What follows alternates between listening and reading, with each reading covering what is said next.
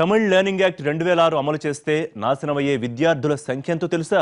అక్షరాల 10 లక్షలు. ఇంతమంది విద్యార్థుల భవిష్యత్తుతో అక్కడి ప్రభుత్వం ఎందుకు ఆటలాడుకుంటోంది? తమిళనాట నిర్బంధ తమిళ అమలు కోసం ఆ రాష్ట్ర ప్రభుత్వం తీవ్ర స్థాయిలో ప్రయత్నాలు చేస్తోంది. కోర్టు తీర్పుతో ఈ ఒక్క ఏడాదికి కాస్తంత ఉపశమనం దొరికినా ఆ పై వచ్చే ఏడాది పరిస్థితి ఏంటో అని తెలుగు విద్యార్థులు ఆందోళన చెందుతున్నారు. తమిళ పాలకులకే కాదు, అక్కడి ప్రజలకు కూడా మాతృభాషాభిమానం కాస్తంత ఎక్కువే. అప్పట్లో తమిళ ఉద్యమం నడిచినన్నాళ్లు హిందీని తీవ్ర స్థాయిలో వ్యతిరేకించారు. అలాంటి సమయంలో కూడా తెలుగు భాషకి అక్కడి ఎలాంటి ఇబ్బంది తలెత్తలేదు. అక్కడి వరకు ఎందుకు, 1953లో మద్రాసు రాష్ట్రం నుంచి ఆంధ్ర రాష్ట్రం విడిపోయే సమయంలో అక్కడి రాజధాని చెన్నైలో 80% మందికి పైగా తెలుగు వాళ్లే ఉన్నారు. తెలుగు సినీ పరిశ్రమ కూడా అక్కడే విరాజిల్లుతూ వచ్చింది. రాష్ట్రం విడిపోయిన తర్వాత కొందరు తెలుగువారు కొత్త రాష్ట్రానికి తరలి వచ్చినా ఎక్కువ శాతం తమిళనాడులో స్థిరపడిపోయారు. ఒక్క చెన్నైతో పాటు తమిళనాడు వ్యాప్తంగా, ముఖ్యంగా సరిహద్దు జిల్లాల్లో విస్తృతంగా స్థిరపడ్డారు. తప్పకుండా వాళ్లకు మాతృభాషలో విద్యాభ్యాసం చేసే హక్కు ఉన్నది. ఇప్పుడు మన తెలుగు రాష్ట్రాల్లో, ముఖ్యంగా ఆంధ్రప్రదేశ్లో మనం తీసుకుంటే విశాఖ ప్రాంతంలో ఒరియా పాఠశాలలకి మనం అన్ని వసతులు కల్పిస్తున్నాము. ఒరియా అధ్యాపకులు నియమిస్తున్నాము. ఒరియా భాషలో వాళ్ళు ఆ పిల్లలు చదువుకునేలాగా చేస్తున్నాము. కాబట్టి మన పిల్లలు ఒరియాలో ఉన్న, తమిళనాడులో ఉన్న వాళ్ళు అల్పసంఖ్యాక భాషలుగా ఉంటాయి. మన తెలుగు తమిళనాడులో కానీ, ఒరియాలో కానీ, మహారాష్ట్రలో కానీ మన తెలుగు అల్పసంఖ్యాక వర్గాల భాష అవుతుంది. కాబట్టి అల్పసంఖ్యాక వర్గాల భాషలకు రాజ్యాంగం ప్రకారం వాళ్ళ మాతృభాషలో విద్యను అభ్యసించేలాగా ఆయా రాష్ట్ర ప్రభుత్వాలు అన్ని చర్యలు తీసుకోవాలి, అన్ని వసతులు కల్పించాలి. అప్పటి ప్రభుత్వాలు తమ రాష్ట్రంలో స్థిరపడ్డ తెలుగువారి కోసం ప్రత్యేకించి పథకాలు కూడా అమలు చేశాయంటే అప్పట్లో తెలుగువారికి దక్కిన గౌరవం ఏంటో అర్థమవుతోంది. ఇక తెలుగు విద్యార్థుల కోసం ప్రత్యేకంగా సరిహద్దు జిల్లాలతో పాటు తెలుగు ప్రజలు ఎక్కువగా స్థిరపడ్డ ప్రాంతాల్లో తెలుగు పాఠశాలలు, తెలుగు మాధ్యమం స్కూళ్లు, తెలుగు టీచర్లను ఏర్పాటు చేసింది. అంతేకాదు, ప్రత్యేకంగా తెలుగు మాధ్యమంలో పరీక్షలు రాసే వెసులుబాటు కూడా కల్పించింది.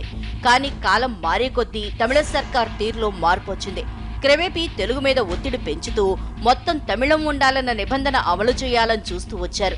దాని ఫలితమే తమిళ్ లెర్నింగ్ యాక్ట్ 2006లో వీళ్ళు ఏం చేశారంటే కంపల్సరీ తమిళ్ లెర్నింగ్ చట్టం అని చెప్పి ఒకటి తీసుకొచ్చి తమిళ్ కంపల్సరీ చేసి ఫస్ట్ పార్ట్ అది చేశారు సిలబస్లో. అప్పుడు మైనారిటీ లాంగ్వేజ్ ఏంటంటే వాళ్ళు మీరు కావాలంటే అవుట్ ఆఫ్ సిలబస్లో మీరు అవుట్ ఆఫ్ స్కూల్ అవర్స్ నేర్చుకోండి అన్నారు. అది జనరల్గా ఏంటంటే ఏ పేరెంట్స్ ఆ విధంగా ప్రోత్సహించరు. ఎందుకంటే అనవసరంగా అకాడమిక్ బర్డెన్ ఉంటుంది కదా, ఎందుకు వాళ్ళకు ఉండే సబ్జెక్ట్స్ చదువుకోకుండా అని చెప్పి వద్దు మీరు తమిళ్ తీసుకోండి అనేస్తారు. ఇది ఫేజ్ అవుట్ అయిపోయేదానికి అవకాశం ఉంది. సో అప్పుడు ఇమీడియట్గా 2006లో అప్పుడు మనం కోర్టుకు పోతే కారణాలు ఏమైతే కూడా హైకోర్టులోను సుప్రీంకోర్టులో కూడా మనకి వ్యతిరేకమైంది. సో దాంతో ఏంటంటే చట్టం వచ్చి ఇంకా ఎవరు క్వశ్చన్ చేయడానికి లేని పరిస్థితి అయిపోయింది. ఈ యాక్ట్ రాకముందు నుంచి కూడా తమ రాష్ట్రంలో ఉన్న మైనార్టీ భాషల మీద తమిళ సర్కార్ చిన్నచూపు చూస్తూ వస్తోంది. వాటికి ఏటేటా బడ్జెట్లో కేటాయించే నిధుల్ని తగ్గిస్తూ రావటం, ఖాళీ అయిన ఉపాధ్యాయ పోస్టుల్ని తిరిగి భర్తీ చేయకపోవటం, కొత్త పాఠశాలలు నిర్మించకపోవటం, పాత వాటిని పునరుద్ధరించటం, మరమ్మతులు చేయటం కూడా ఆపేసింది. ఇలా క్రమంగా ఒత్తిడి పెంచుతూ హఠాత్తుగా జీవో నెంబర్ 136 విడుదల చేసింది. దీని ప్రకారం తమిళనాడులో చదివే ప్రతి విద్యార్థి ఖచ్చితంగా తమిళం కూడా ఒక సబ్జెక్టుగా ఎంచుకోవాలి. ఇది తొలుత వివాదానికి కారణమైంది. చట్టం అయితే 2006లో ప్రవేశపెట్టారు, కానీ ఆ చట్టాన్ని ప్రభుత్వం అమలుపరచలేదు. తెలుగు విద్యార్థులకి ప్రత్యేకంగా తెలుగు స్కూల్స్ ఉన్నాయి ఇక్కడ. ఆ స్కూల్స్లో తమిళ టీచర్లని నియమించకుండా 2012 సంవత్సరం దాకా వాళ్ళు కాలయాపన చేశారు ప్రభుత్వం వారు. 2006 నుంచి 2012 సంవత్సరం అంటే 6 సంవత్సరాలు ఎవరు కూడా తమిళ విద్యార్థుల్ని తమిళ ఉపాధ్యాయులు నియమించలేదు. నేంతో 10వ తరగతి రాసే విద్యార్థులు తమిళం పార్ట్ 1 సబ్జెక్టుగా పరీక్ష రాయాల్సి ఉంటుంది. ఆ తర్వాత కూడా దీనిపై ఎన్నో చర్చలు నడిచాయి. తమిళనాడు అసెంబ్లీలో కూడా ఎన్నోసార్లు తెలుగు ప్రాంతాలకు ప్రాతినిధ్యం వహించే మంత్రులు, ఎమ్మెల్యేలు దీనిపై చర్చకు పట్టుబట్టారు. కానీ ఎప్పుడూ ఎక్కడా ఏమీ సాధించుకోలేదు. ఇదిలా ఉండగానే 2005లో తమిళ్ లెర్నింగ్ యాక్ట్ 2006ను తమ సంఖ్యాబలంతో తమిళనాడు సర్కార్ ఏర్పాటు చేసింది.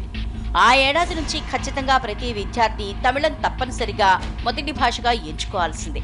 అతని మాతృభాష తెలుగైనా, కన్నడమైనా, మలయాళమైనా, ఉర్దూ అయినా సరే తమిళం మాత్రం మొదటి భాషగా చదవాల్సి ఉంటుంది. అప్పుడు ప్రవేశపెట్టిన చట్టాన్ని 2014-2015 విద్యా సంవత్సరం నుంచి ఖచ్చితంగా అమలు చేయాలన్న స్పష్టమైన ఆదేశాలు కూడా ఉన్నాయి.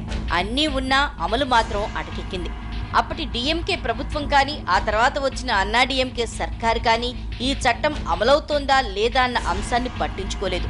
కానీ ఇప్పుడు మాత్రం హఠాత్తుగా చట్టాన్ని బయటకు తీసి అమలు చేయాల్సిందే అనడంతో వివాదం ముదిరి ఇలా పెద్దదైంది. ఎందుకంటే భారతదేశంలోని అన్ని భాషలు జాతీయ భాషలని మన రాజ్యాంగం చెబుతుంది. ఒక కాలంలో హిందీ జాతీయ భాష అనేటటువంటి ఒక భావన సామాజిక జీవితంలో ఉండేది. కానీ భారత రాజ్యాంగం తర్వాత సుప్రీంకోర్టు ఇచ్చినటువంటి తీర్పు ప్రకారంగా అన్ని భాషలు జాతీయ భాషలే అని తీర్మానించడం జరిగింది. అందువల్ల ఇవాళ గ్రూప్ పరీక్షల్లో కూడా ఏ భాషలో అయినా వ్రాసుకునేటటువంటి ఒక అవకాశం కల్పిస్తున్నటువంటి తరుణంలో తెలుగు వాళ్ళు తమిళనాడులో ఉన్నటువంటి వారికి ఆ అవకాశం కల్పించకుండా ఉండడం అనేటటువంటిది తప్పు. తమిళనాడు ప్రభుత్వం ఈ ఆలోచన చేసింది కదా, పోనీ తమిళులు ఎక్కడైనా కానీ భారతదేశంలో మరో ప్రాంతంలో ఉంటే వాళ్ళు ఇదే విధంగా ఇబ్బంది ఎదుర్కొంటే అప్పుడు తమిళనాడు ప్రభుత్వం ఏమని ఆలోచిస్తుంది? తమిళనాడులో మైనారిటీ భాషలైన తెలుగు, కన్నడం, మలయాళం, ఉర్దూలన్నింటి పరిస్థితి కూడా ఇలాగే ఉంది. అయితే ఆ భాషలన్నీ ఆయా రాష్ట్రాల సరిహద్దుల్లో మాత్రమే ఉన్నాయి. కానీ తెలుగు మాత్రం రాజధాని చెన్నైతో సహా చాలా ప్రాంతాల్లో విస్తరించి ఉంది. కానీ ఇప్పుడు అమల్లోకి వస్తున్న తమిళ్ లెర్నింగ్ యాక్ట్తో తెలుగు సహా మిగతా మైనారిటీ భాషల ఉనికే ప్రమాదంలో పడింది. తమ ఆదేశాలతో లక్షలాది మంది తెలుగు విద్యార్థులు తమ మాతృభాషలో చదువుకునే అవకాశం కోల్పోయే ప్రమాదం పొంచి ఉంది.